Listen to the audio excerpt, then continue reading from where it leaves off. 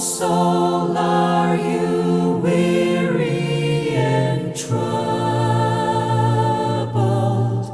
No light in the darkness you see. There's light for a look at the Savior, and life more abundant and free.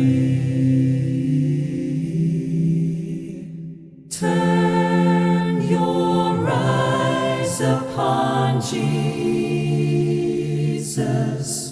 Look full in His wonderful face, and the things of earth will grow strangely